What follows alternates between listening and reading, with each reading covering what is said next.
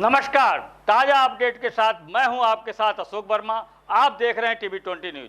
आइए शुरुआत करते हैं तमाम क्षेत्रों की विशेष खबरें। बने रहिए हमारे साथ।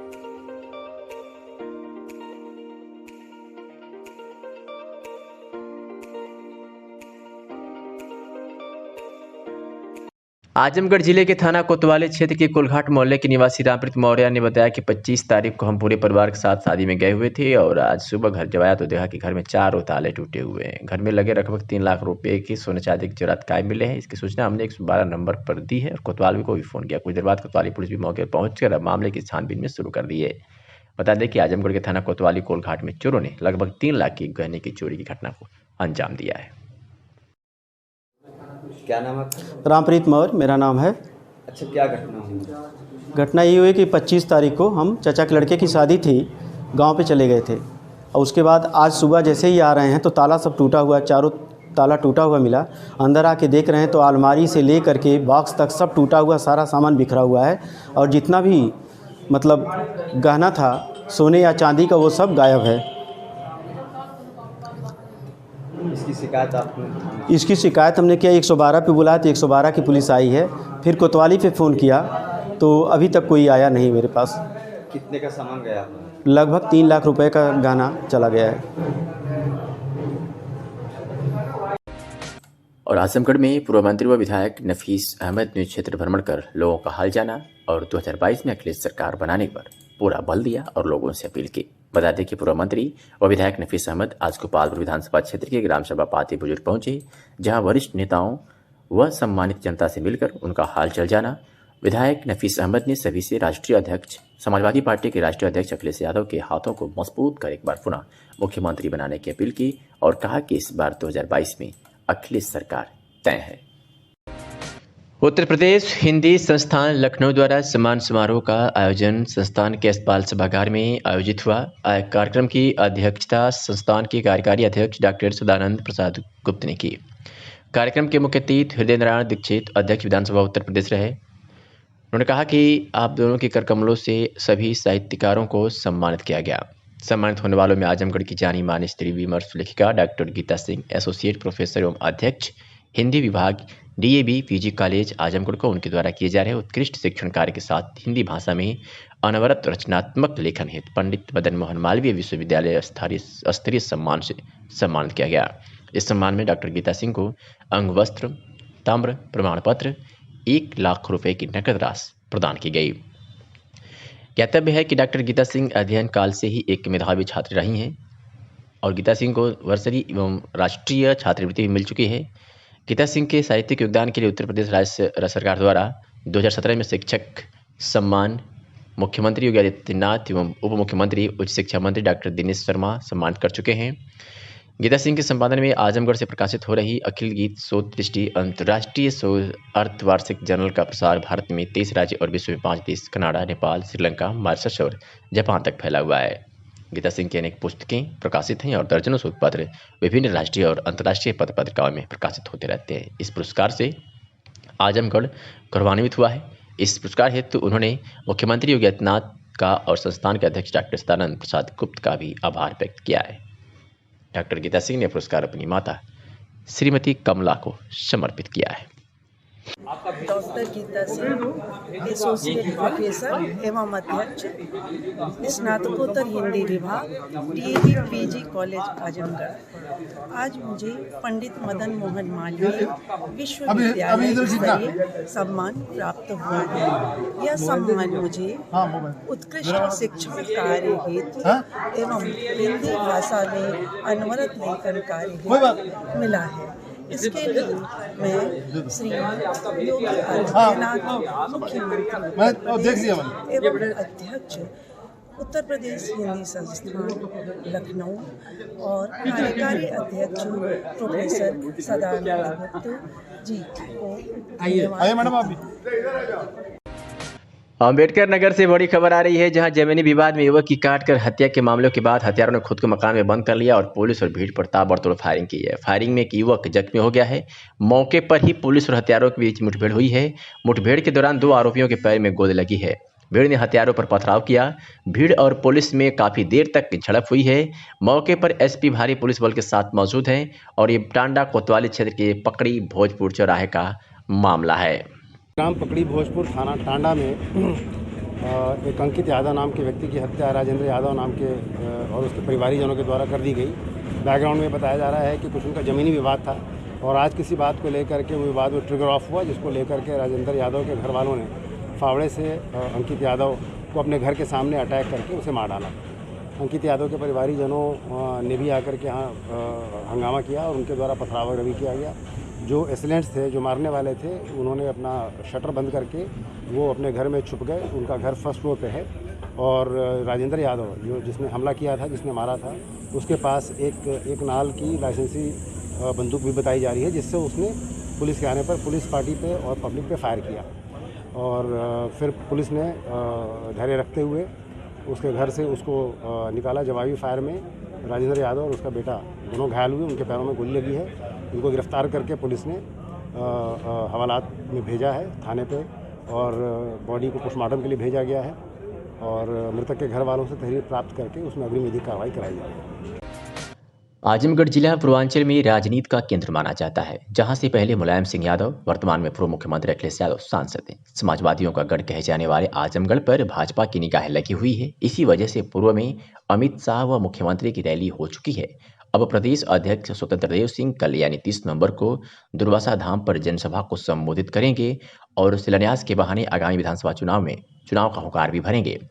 ज्ञात हो कि निजामाबाद से पूर्वांचल के लोकप्रिय न्यूरोसर्जन डॉक्टर अनूप कुमार के अनुज डॉक्टर पीयूष यादव भाजपा के संभावित उम्मीदवार बताए जा रहे हैं और डॉक्टर अनूप यादव तैयारी में कूद भी चुके हैं और निजामाबाद क्षेत्र में सालों से लोगों के संपर्क में बने हुए हैं।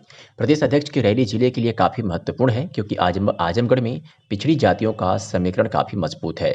डॉक्टर पीयूष का कहना है कि वह जनता की सेवा के लिए राजनीति में आए हैं, इसलिए उन्हें जनता का पूरा समर्थन भी मिल रहा है।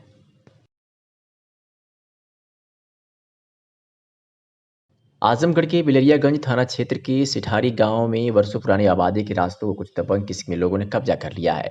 बता दें कि यह रास्ता 50 साल पुराना है, जहां पर कई समाज के लोग रहते हैं, जहां कुछ अल्पसंख्यक समाज के भी लोग रहते हैं। वहीं दलित और अल्पसंख्यक समाज के लोगों ने आरोप लगाते हुए कहा इस संबंधित गांव के लेखपाल ने थाने के प्रशासन को गलत सूचना देकर यह निर्माण करवाया है, जबकि थाने द्वारा न्याय किया जा रहा था। आबादी को जमीन को बिना किसी लिखित अभिलेख पत्र दिए ही इस जमीन पर लेखपाल ने कब्जा करवा दिया और दबंग लेखपाल की सहायता से बीच रास्ते पर दीवार उठाकर 50 घरों के रास्ते को बंद कर दिए हैं। कहाँ के रहने वाले हैं पूरा पता? और गांव है सिठारी, थाना पड़ता है बिलरियागंज। क्या मामला है?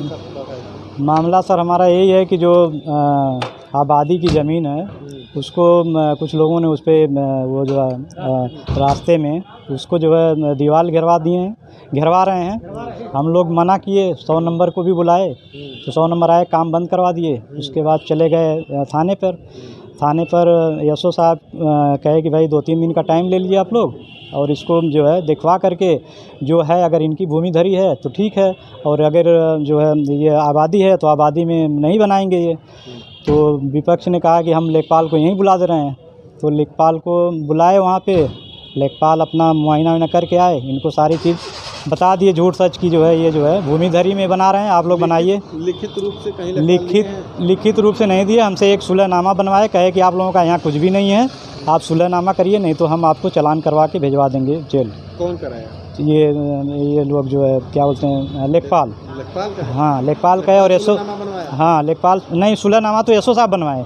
लेखपाल साहब के कहने पे कि लेखपाल साहब ने कहा कि ये सही है, इन लोगों का यहाँ कुछ नहीं है, ये भूमि धरी है। रास्ता बंद होने से कितने घर प्रभावित हैं? सर वहाँ पे करीब 10 घर मुस्लिम हैं और 30 घर करीब पास ही हैं। सारे लोग का रास्ता बंद? सारे लोगों का रास्ता बंद है। इसके अलावा कोई रास्ता? इसके अलावा कोई, मतलब जो मुस्लिम करीब 15-10 घर हैं उसमें तो उनको निकलने कोई जगह नहीं है, और बाकी जो और हैं लोग वो पीछे से निकल सकते हैं, उनके जगह है। तो कागज़ में वो आबादी है? कागज़ में आबादी है, और वो भी आबादी कुछ वो नहीं है जो जैसे एक होती है कि हाँ।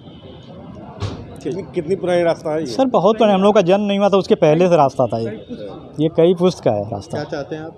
हम लोग चाहते हैं कि गांव के लोग हैं, सब लोग आ जा रहे हैं खुशी खुशी, उसमें कोई दिक्कत नहीं, किसी को उसमें अड़चन नहीं डालनी चाहिए। हाँ अगर उनका कोई बैनामा है कुछ है तो वो रोक दें, तब कोई दिक्कत नहीं। खबर आजमगढ़ के महाराजगंज थाना क्षेत्र से आ रही है, जहां के कोतवाल पर पत्रकार और वकील का मोबाइल छीनने और हवालात में बंद करने का आरोप लगा है। ताजा मामला महाराजगंज थाने का है, जहां पर दो पत्रकार खबर कवरेज करने गए थे। आरोप है कि थाना प्रभारी ने उनकी जबरदस्ती मोबाइल छीन ली और उनको कारागार में बंद कर दिया और मौके पर आए वकील की भी मोबाइल जब्त कर ली गई। समाचार लिखे जाने तक पत्रकार जेल में रहे और थाना प्रभारी थाने से नवादा। बतिया का होता है वही था कि आर्डर देकर जब वो 308 का था तो आप 308 में उसको वो कर रहे थे। 308 की इस बात पे लगा रहे हैं वो मुलजिम तो दोनों लोग हैं। जैसे बात है ना कि हम लोग आए, हम लोग कहें सर सुन लीजिए, वो कहें हमको नहीं सुनना है, जा रहे हैं। जैसे वकील है ना, कहला की बात रिकॉर्ड कर दिए, हम लोग के पास प्रूफ रहेगा, अभी तो हम लोग बात करेंगे। बस यही बात है। हम लोग कहें सुन लीजिए, बोले नहीं सुनेंगे। 308 लोग लगवा रहे हैं इनके ऊपर। जबरदस्ती 308। चलिए ठीक है। और ये खबर आजमगढ़ के सदर क्षेत्र से है, जहां मिशन 2022 उत्तर प्रदेश विधानसभा के चुनाव को लेकर सपा नेता परवेज अहमद ने लोगों से जनसंपर्क कर उनका हालचाल जाना और एक बार फिर से 2022 में अखिलेश यादव की सरकार बनाने का अपील किया। मीडिया से हुई बातचीत में क्या कुछ कहा परवेज अहमद सपा नेता ने, आपको सुनवाते हैं। आजमगढ़ के तरवा थाना अंतर्गत तीथऊपुर गांव निवासी लेखपाल और उसकी पत्नी की हत्या के संबंध में स्थानीय कांग्रेसियों द्वारा मौके पर जाकर घटना की विस्तृत जानकारी प्राप्त कर कांग्रेस जिलाध्यक्ष प्रवीण कुमार सिंह को घटना की पूरी जानकारी उपलब्ध कराई गई। मीडिया से बातचीत करते हुए कांग्रेस जिलाध्यक्ष प्रवीण कुमार सिंह ने कहा, इस सरकार में अपराध चरम पर है, जनपद में लगातार अपराध हो रहे हैं, सरकार अपराधों को रोकने में पूरी तरह नाकाम साबित हुई है। इस तरह की घटनाओं में गरीब और मध्यम वर्ग के लोग तबाह हो रहे हैं। मृतक के 3 लड़कियां हैं, जिसमें मात्र एक ही की शादी हुई है। मृतक परिवार का भविष्य पूरी तरह अंधकार में है। इसके पूर्व भी इसी थाना अंतर्गत बांसगांव के ग्राम प्रधान सत्यमेव जयते की गोली मारकर हत्या कर दी गई थी। इसके बावजूद भी सरकार ने इस तरह की घटनाओं को रोकने में कोई ठोस रणनीति तैयार नहीं की। और क्या कुछ कहा, सुनिए। सरकार में लगातार बढ़ रहे हैं, खासतौर से वो लोग इसके शिकार हो रहे हैं जो एक सामान्य जनजीवन व्यतीत करते हैं, गरीब तबके के लोग हैं, मध्यम वर्गीय तबके के लोग, तो जिनका कोई ऐसा कसूर नहीं है जिनकी हत्या कर दी जाए। सरकार पूरी तरीके से अपराध को रोकने में फेल हो चुकी है। अभी देखिए सत्यमेव राम जयते की हत्या हुई, इन 2 लोगों की हत्या हुई, इसके बाद तमाम हत्याएं हुई। अभी आप देखिए मुन्ना पासवान का घर जमींदोज कर दिया गया, गोधौरा में दलितों के घर को खाली करा दिया गया। मैं समझता हूँ कि सरकार के कार्य करने का जो तरीका है पूरी तरीके से नकारात्मक है, दमनकारी है। यह सरकार गरीबों की सरकार नहीं है, यह सरकार सिर्फ उद्योगपतियों के लिए काम कर रही है। सत्ता में कैसे आए उसके लिए सारे कुकर्म कर रही है। जितना भी इससे कुछ किया जा सकता हो गलत सही सब करने के लिए तैयार, बस इसको सत्ता हासिल करना है। देश जले, बेरोजगारी बढ़े, अपराध बढ़े, से कोई मतलब नहीं। निश्चित रूप से जो दलित परिवारों की जो हत्या हुई निंदनीय है और आजमगढ़ का प्रशासन इस तरह की घटनाओं को रोक पाने में पूरी तरह से फेल है। मैं इसकी कड़ी निंदा करता हूँ और शीघ्र ही उस परिवार को, उसके जो पीड़ित पक्ष का जो उनका वारिस हो उनको मुआवजा मिले और जो भी इसके लिए दोषी उसके खिलाफ कार्रवाई की जाए। पार्टी की तरफ से ऊपर हम लोगों ने जो है अपने स्थानीय प्रतिनिधिमंडल को भेजा भी था, वहाँ पर गया भी था। शीर्ष नेताओं को सूचित करा दिया गया है कि इस तरह घटना पर घटी है। हम ही आजमगढ़ में सपा नेता लालजी क्रांतिकारी ने टेट का पेपर लीक होने पर अपनी विभिन्न मांगों के साथ उत्तर प्रदेश राज्यपाल के नाम जिलाधिकारी को ज्ञापन सौंपा है। ज्ञापन उन्होंने कहा है कि 28 नवंबर को सरकार द्वारा आयोजित टेट की परीक्षा वर्तमान सरकार की नाकामी और लापरवाही के कारण रद्द कर दी गई है, जिससे अनगिनत युवाओं युवतियों के अपूरणीय क्षति के साथ साथ उनके सुनहरे भविष्य के साथ खिलवाड़ हुआ है। सरकार द्वारा आयोजित टेट परीक्षा 2021 को रद्द होना दर्शाता है कि प्रदेश में बढ़ती बेरोजगारी को रोकने के बजाय वर्तमान सरकार अधिक से अधिकतम लोगों को सरकारी संस्थाओं से वंचित करने की ओर अग्रसर है। उक्त परीक्षा में सम्मिलित सभी परीक्षार्थियों के उज्जवल भविष्य को साकार करने के लिए हम मांग करते हैं कि सरकार 15 दिन के अंदर पुनः टेट की परीक्षा आयोजित कराए। सरकार आगामी आयोजित परीक्षा में समस्त परीक्षार्थियों को परीक्षा स्थल तक पहुंचाने हेतु यात्रा भत्ता व रेलगाड़ी और बसों में मुफ्त यात्रा की व्यवस्था उपलब्ध कराए। 28 नवंबर को आयोजित टेट परीक्षा हेतु आवागमन में हुई आर्थिक क्षति की प्रतिपूर्ति के लिए समस्त परीक्षार्थियों को कम से कम 5,000 रुपये आर्थिक सहायता दी जाए। और क्या कुछ कहा, सुन। मेरा नाम लालजी क्रांतिकारी है। मैं समाजवादी यूनियन सभा का पूर्व प्रदेश कार्यकारी सदस्य। आज हम लोग जिलाधिकारी आजमगढ़ के माध्यम से और महामहिम राज्यपाल महोदया जी को ज्ञापन भेजे हैं। हम लोगों की मांग है कि जो कल टीटी की परीक्षा हुई है उसमें जो भ्रष्टाचार हुआ है, घोटाला हुआ है, पेपर लीक हुआ है, ये सब पूर्ण रूप से मुझको लग रहा है कि सरकार की मिली भगत के कारण हुआ है। और इसमें जब ये पर्चा लीक हो रहा है, ये सरकार के अधिकारी कर्मचारी जो भी लोग हैं, ये लोग कहाँ थे? इनके संज्ञान में ये बातें क्यों नहीं आई? आप परीक्षा करा रहे हैं, छात्र कहाँ से आकर के जो कि परेशान हो रहे हैं। एक जनपद से दूसरे जनपद में रात में कहीं रोड पे छात्र सो रहे थे, कहीं सोने की जगह नहीं पा रहे थे बेचारे। कोई खाना खा के गया था, कोई कैसे गरीब घर के छात्र किसी तरह से परीक्षा का फार्म भरते हैं जुटा करके फीस, और ये सरकार सिर्फ परीक्षा निरस्त कराती है। अब कल की वीडियो देख करके तो इतना मतलब हमारी आत्मा बरमाहत है कि कहने वाली बात नहीं है। ये लोग कहते थे कि जो है कि हमारी सरकार आएगी तो भ्रष्टाचार मुक्त होगा, लेकिन इनकी सरकार आई तो भ्रष्टाचार एकदम मुक्त नहीं हुआ, पूरा भ्रष्टाचार बढ़ गया। इनके हर कार्यालय में, हर जगह पे इनके भ्रष्टाचार हो रहा है। हमारे राष्ट्रीय अध्यक्ष समाजवादी पार्टी माननीय अखिलेश यादव जी की मांग है और हम सभी कार्यकर्ताओं की मांग है कि ये परीक्षा जितने भी परीक्षार्थी दिए हैं उनको 5-5 हज़ार रुपया सुविधा शुल्क दिया जाए, जिससे वह आगे की अपना फार्म भर सके, अपना परीक्षा देने के लिए जा सकें। और 15 दिन के अंदर हमारी मांग है कि 15 दिन के अंदर टेट की परीक्षा कराई जाए। हम लोग सभी लोगों की, हम समाजवादी पार्टी की मांग है। अगर नहीं होता है तो हम लोग बृहद आंदोलन करने के लिए बात होगी। खबर आजमगढ़ से है, जहां सफाई कर्मी पर गलत जन्मतिथि दिखाकर पद पर भर्ती पाने का आरोप लगा है और इस मामले में एक व्यक्ति ने शिकायती पत्र सौंपकर कार्रवाई की मांग की है। मामला है आजमगढ़ के सदर तहसील स्थित सठिया ब्लॉक का, जहां एक सफाई कर्मी 4 पास की मार्कशीट में कुछ अलग जन्मतिथि दिखाते हुए अपनी भर्ती सफाई कर्मचारी पद पर कराया है। वह ज्ञात हुआ है कि वह हाई स्कूल पास है और हाई स्कूल की मार्कशीट में उसकी जन्मतिथि कुछ और है। यह सूचना पाते ही कुछ लोग उसकी शिकायत करने डीपीआरओ कार्यालय पहुंचे और शिकायती पत्र सौंपा और साजिश करने वाले सफाई कर्मी के विरुद्ध कार्रवाई की मांग की। वही डीपीआरओ ने कहा है कि संबंधित अधिकारी और स्कूल से पत्र मांगा गया है, अगर गलत पाया जाएगा तो उसके ऊपर विधिक कार्रवाई त्वरित रूप से की जाएगी। देखने वाली बात यह होगी कि साजिशकर्ता सफाई कर्मचारी कोई कार्रवाई होती है या नहीं। राम प्यारे यादव, कहाँ के रहने वाले? गंभीरवन तहसील सदर आजमगढ़। अच्छा, आपने एक सफाई कर्मी के खिलाफ शिकायत किया है, क्या शिकायत है? सफाई कर्मी सुरेंद्र यादव देवली खालसा विकास खंड छठियाओं में कार्यरत है, जिसकी जो 2 जन्मतिथियां हैं। हाई स्कूल पास सफाई कर्मी अपनी हाई स्कूल की योग्यता को छुपाते हुए कक्षा 4 पास की डुप्लीकेट मार्कशीट लगा के नियुक्ति कर रहा है, जिसमें जन्मतिथि बदल कर हाई स्कूल की मार्कशीट को छुपाया है और हाई स्कूल में जन्मतिथि 10/6/90 है और जिस मार्कशीट से नियुक्ति कर रहा है 5389 करके कर रहा है, जो कि फर्जी है। मेरे द्वारा 1 साल से लगभग मुख्यमंत्री की जनसुनवाई पर शिकायत की जा रही है, लेकिन डीपीआरओ महोदय उसको बार बार बचाने का प्रयास कर रहे हैं।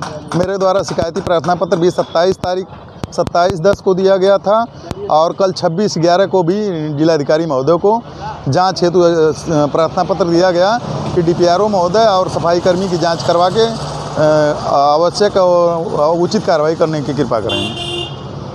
कितने दिन से जी? कितने दिन से परेशान है? 101 वर्ष से। तो क्या चाहते हैं अपने लोग? हम चाह रहे हैं कि जांच होकर उस पर कार्रवाई हो जाए। हमारा पूरे जिले गाँव में सफाई अभियान और छिड़काव कराया जा रहा है, तो क्या करते हैं? पूरे जनपद में जैसा कि आप जानते हैं कि पूर्व से जब से कोरोना काल से चल रहा है तब से लेकर के वर्तमान में संचारी रोग और जैसे जलजनित बीमारियों को रोकथाम के लिए स्वास्थ्य विभाग से कैंपेन चलाया जा रहा है, जिसमें पंचायती राज विभाग द्वारा जहाँ जहाँ पानी इकट्ठा है उसको हटाना, हैंडपम्पों को अगल बगल पानी न इकट्ठा होना, और सबसे बड़ी बात कि SBM फेज़ 2 में एक जिलाधिकारी महोदय द्वारा एक सर्वे कराया जा रहा है, जिसमें हम लोगों को टारगेट दिया गया है कि जहाँ भी जल जमाव हो रहा है वहाँ पे सोख्ता गड्ढा बनाया जाए, और जहाँ कूड़ा करकट गंदगी रखा जा रहा है या गोबर वगैरह इत्यादि रखा जाए वहाँ पे कंपोस्ट पिट व्यक्तिगत सामुदायिक, इसी तरह से पानी के लिए व्यक्तिगत और सामुदायिक शोक पिट बना करके गांव को ODF प्लस बनाना। ODF प्लस का टारगेट यही है कि गांव में कूड़ा करकट और गंदा पानी कहीं न दिखाई दे। इसका सर्वेक्षण हो रहा है। इसको मुख्य विकास अधिकारी महोदय के द्वारा दिए गए निर्देश के क्रम में 3 दिन में हमारा सर्वेक्षण पूरा हो जाएगा। मनरेगा से डबटेल करके हर गांव में ऐसे स्थानों को चिन्हीकरण कर लिया गया है। 3 दिन में पूरा कर लिया जाएगा जो अवशेष हैं, और वहाँ पे सोख्ता गड्ढा ज़रूरत पर व्यक्तिगत या सामुदायिक, कंपोस्ट पिट व्यक्तिगत या सामुदायिक बना करके और स्वच्छता का वातावरण बनाया जाएगा। इसमें सार्वजनिक स्थलों पर भी विशेष ध्यान दिया जा रहा है, जहाँ मंदिर हो, मस्जिद हो या कोई अन्य जगह हो, पंचायत भवन हो, प्राथमिक विद्यालय हो, वहाँ भी इस तरह का प्रबंधन किया जा रहा है कि गांव में ODF प्लस में कोई कूड़ा करकट न दिखाई पड़े और गांव ODF प्लस हो जाए, जिससे कि जनजीवन सुरक्षित महसूस करे। साथ ही छिड़काव, फॉगिंग जहाँ आवश्यकता है रोटेशन के हिसाब से जिलाधिकारी महोदय की द्वारा समीक्षा की जाती है, उस समय से कराया जा रहा है। आजमगढ़ से खबर है, जहां समाजवादी पार्टी के प्रदेश सचिव बनाए गए भीम निषाद का प्रथम जनपद आगमन पर जोरदार स्वागत किया गया है। बता दें कि भीम निषाद को समाजवादी पार्टी का प्रदेश सचिव बनाया गया, जिसे लेकर सपा कार्यकर्ताओं में काफी उत्साह है। सपा प्रदेश सचिव के रूप में जनपद आगमन पर लोगों ने जगह जगह फूल माला पहनाकर भीम निषाद का जोरदार स्वागत किया। इसी क्रम में जनपद की सीमा लोहरा टोल प्लाजा पर डॉक्टर विश्वनाथ निषाद के नेतृत्व में सैकड़ों कार्यकर्ताओं ने स्वागत कर फूल मालाओं से भीम निषाद को लाद दिया। खुशी से उत्साहित भीम निषाद ने बताया कि पार्टी ने मुझे जो भी जिम्मेदारी दी है, निष्ठापूर्वक अपनी जिम्मेदारियों का निर्वहन करते हुए पूरे प्रदेश में भ्रमण कर निषाद समाज को जगाने का संकल्प लिया हूँ। आइए सुनाते हैं कि भीम निषाद सपा प्रदेश सचिव ने क्या कुछ कहा। आपको समाजवादी पार्टी का सचिव बनाया गया है, इतनी बड़ी जिम्मेदारी दी गई है, आप कैसे इसको प्रदान करेंगे, इसके बारे में? पूरा प्रदेश में भ्रमण करूंगा, पहली बात। दूसरी बात यह है कि निषाद समाज में जब ये हमारे लोग दल पार्टी नहीं बनाए थे, चाहे संजय निषाद जी थे या मुकेश साहनी जी, इसके पहले से मैं एकलव्य सेना का गठन करके करीब 50-60 विधानसभा में संगठन को बनाने का काम किया था, और इसके बाद फिर निरंतर आरक्षण पाओ संघर्ष समिति के प्रदेश अध्यक्ष बना। समाज की लड़ाई लड़ने के लिए पूरा प्रदेश का भ्रमण किया हूँ, और समाजवादी पार्टी में निषाद समाज वैसे ही इस समय वोट देने के लिए तैयार है, भाजपा से परेशान है। सामने 2022 का चुनाव है, इससे लेकर क्या तैयारी होगी? इसके लिए तैयारी क्या है, जनता बोल रही है समाजवादी पार्टी की सरकार जिसकी आंख नहीं खुली वो भी कह रहा सपा सपा सपा चिल्ला रहा है। इससे बड़ी उपलब्धि क्या हो सकती है? हाँ, इलेक्ट्रॉनिक मीडिया में हमारी आवाज़ नहीं है, हम लोगों की आवाज़ इलेक्ट्रॉनिक मीडिया में नहीं, माउथ मीडिया में है। जनता में जो एक्चुअल में मुख्य वोटर हैं वहाँ पर समाजवादी पार्टी की आवाज़ है। ये सही बात है या नहीं, आप लोग बताइए। हर जनता कह रही है, सारे धर्म जात के लोग कह रहे हैं कि योगी बाबा से तंग आ करके लोग भरी निगाह से, आशा भरी दृष्टि से अखिलेश जी को मुख्यमंत्री समझ लिए, जनता ने समझ लिया मुख्यमंत्री 2022 का। तो कोई मुद्दा के साथ आप लोग उतरेंगे? अब मुद्दा क्या है, 2012 में जो सरकार थी, जो काम हुआ है उसी का फीता काट रहे हैं आज सपा वाले, भाजपा वाले, बाबा जी वही तो फीता काट रहे हैं। कोई काम किए हैं? 2012 में जितना काम अखिलेश जी ने रोड से लेकर के और धरातल पे लैपटॉप है, कन्या विद्याधन है, 102 है, 100 नंबर का बदल दिए वो लोग, 100 नंबर है, बहुत सारा काम हुआ है।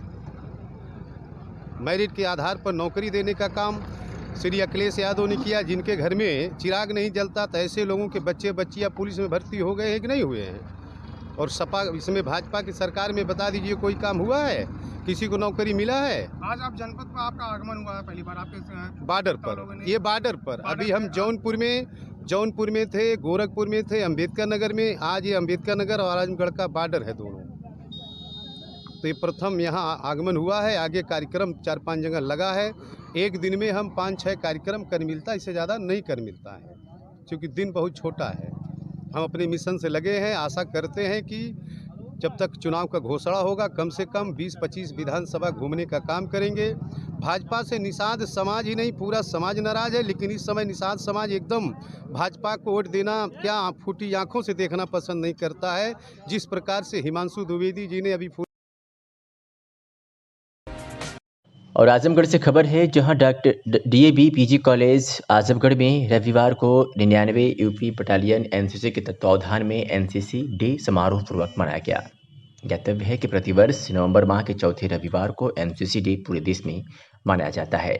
प्राचार्य डॉक्टर प्रेमचंद्र यादव के साथ शिक्षक संघ के महामंत्री डॉक्टर अरुण कुमार सिंह ने कैडेट्स के साथ महाविद्यालय में वृक्षारोपण करने के साथ छात्र छात्राओं को पर्यावरण संरक्षण के विषय में भी संदेश दिया। बच्चों ने भी इस अवसर पर देशभक्ति गीत और एनसीसी की महत्ता पर अपने व्याख्यान प्रस्तुत किए। इस अवसर पर रोवर रेंजर्स के कार्यक्रम प्रभारी प्रांशु सिंह, कैडेट्स आयुष प्रताप, रघुवीर सिंह सहित तमाम लोग मौजूद रहे। कार्यक्रम का संचालन करते हुए एनसीसी अधिकारी डॉक्टर पंकज सिंह ने प्राचार्य एवं कैडेट्स के सहयोग के लिए आभार व्यक्त किया। आजमगढ़ जिले के तरवा थाना के चिउतपुर क्षेत्र में लेखपाल व उसकी पत्नी की फावड़े से काटकर हत्या का मामला प्रकाश में है। घटना देर रात की बताई जा रही है। दोनों का शव जमीन पर रक्त रंजित पड़ा मिला। इससे अंदाजा लगाया जा सकता है कि हत्या कितनी बेरहमी से की गई है। घटना की जानकारी होते ही पुलिस के आला अधिकारी कई थानों के फोर्स के साथ मौके पर पहुंचकर घटना के कारणों का पता लगाने में जुट गए हैं। शव को कब्जे में लेकर पुलिस पोस्टमार्टम को भेजने की तैयारी कर रही है। तरवा थाना क्षेत्र में हुए इस डबल मर्डर के बारे में थाना के इंस्पेक्टर सुरेंद्र प्रताप सिंह ने बताया कि थाना क्षेत्र के तिउतपुर गांव निवासी चकबंदी विभाग में कार्यरत लेखपाल राम नगीना 35 वर्षीय पुत्र स्वर्गीय लालता व उनकी पत्नी मनसा देवी 51 वर्षीय सो रही थी। राम नगीना चिड़ियाकोट में लेखपाल था और चिड़ियाकोट में चकबंदी हो रही थी। घटना को इस मामले से भी जोड़कर देखा जा रहा है। यह हत्या देर रात धारदार हथियार से की गई है। घटना के कारणों का पता लगाने की कोशिश की जा रही है। मौके पर आला अधिकारी पहुंच चुके हैं। मामले में क्या कुछ कहा एसपी आजमगढ़ अनुराग आर्य ने, आपको सुनवाते हैं। क्या कहना चाहते हैं? थाना तरवा में पिठौरपुर गांव में आज सुबह पुलिस को सूचना मिली थी कि पति पत्नी जिनकी एज लगभग 55 साल और 50 साल के आसपास की है, उनकी धारदार हथियार से गले पे वार कर और सर पे वार कर हत्या कर दी गई है। इस सूचना पर पुलिस मौके पे पहुंची है। सभी उच्च अधिकारी मौके पे पहुंचे हैं। मेरे द्वारा मौका मुआयना किया गया है। फील्ड यूनिट ने एविडेंस कलेक्शन किया है। डॉग स्क्वाड ने एविडेंस कलेक्शन किया है। परिजनों से बातचीत की गई है। उनके द्वारा अज्ञात के विरुद्ध तहरीर दी गई है, जिस पर पुलिस के द्वारा एफआईआर पंजीकृत की जा रही है और सभी जितने भी एंगल इसमें पॉसिबल है उनके ऊपर पुलिस काम कर रही है। घटनास्थल के निरीक्षण से स्पष्ट है कि क्योंकि अर्धनिर्मित मकान है जिसमें रात के टाइम रहते थे, उसी में घटना कारित की गई है। तो कोई लूटपाट वाली बात अभी तक प्रकाश में नहीं आई है। जो भी व्यक्तिगत और व्यावसायिक कारण हो सकते हैं, इस घटना के संभावित कारण हो सकते हैं, उन सभी के बारे में पुलिस छानबीन कर रही है, पूछताछ कर रही है और बहुत जल्द ही हम इस घटना का खुलासा करेंगे। जो भी लोग इसमें शामिल हैं उनके खिलाफ कठोर से कठोर कार्रवाई पुलिस निश्चित करेगी। सर, इसमें पति पत्नी दो ही लोग रहते थे केवल? हाँ, ये क्योंकि इनका जो मेन घर है वो गांव के अंदर है जी। रात के टाइम यहाँ पे आके रात के टाइम सोते हैं दोनों लोग। ये चिड़ियाकोट में, अरे सॉरी, ये मऊ में जो मृतक है वो जनपद मऊ में चकबंदी के लेखपाल के रूप में तैनात थे और अभी वहाँ कार्यरत थे। कौन सा क्षेत्र मिला था इनको? ऑफिस में थे या क्षेत्र में थे? नहीं, क्षेत्र में थे। चिड़ियाकोट क्षेत्र में एक गाँव है जिसकी जिम्मेदारी इनको दी गई। घटना का कारण और कुछ स्पष्ट हुआ अब तक? मैंने आपको बताया कि लूटपाट का कोई एंगल नहीं अब तक मिला है। एक मोबाइल फ़ोन इनके पास था, वो मौके से पुलिस के द्वारा बरामद किया गया और कोई प्रॉपर्टी घर के अंदर नहीं थी क्योंकि मकान अभी आधा बना हुआ है। तो जो भी व्यक्तिगत या व्यावसायिक कारण हो सकता है, आपसे अगर कोई रंजिश है तो या और भी कोई कारण हो सकता है, उसके बारे में पुलिस पूरी गहनता से छानबीन कर रही है और जल्द ही हम घटना का खुलासा करेंगे, बहुत कठोर कार्रवाई करेंगे।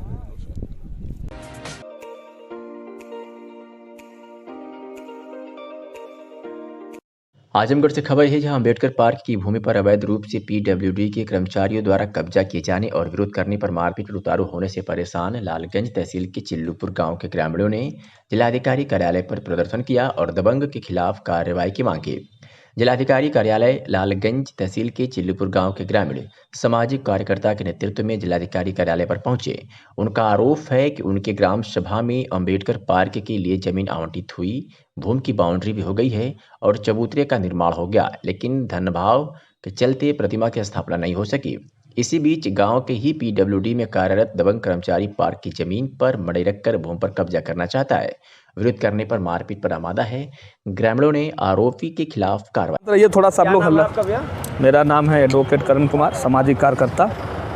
किस लिए ज्ञापन दिए हैं? क्या इसलिए ज्ञापन दिया गया है कि ग्राम सभा चुल्लूपुर, थाना महनाजपुर, जनपद आजमगढ़, वहाँ पे 2007 में ग्राम प्रधान द्वारा 14 बिस्सा अम्बेडकर पार्क जमीन के जो है जमीन बाबा साहब के नाम पे आवंटित किया गया था, जो अम्बेडकर पार्क के नाम हुआ।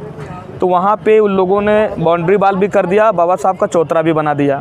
किंतु पैसे का अभाव में काम नहीं कर पाया गया तो छूटा रहा। उसी गांव के कुछ मनबड़ व्यक्ति हैं, दबंग टाइप के हैं, उन्होंने जाके मंडई रख दिया।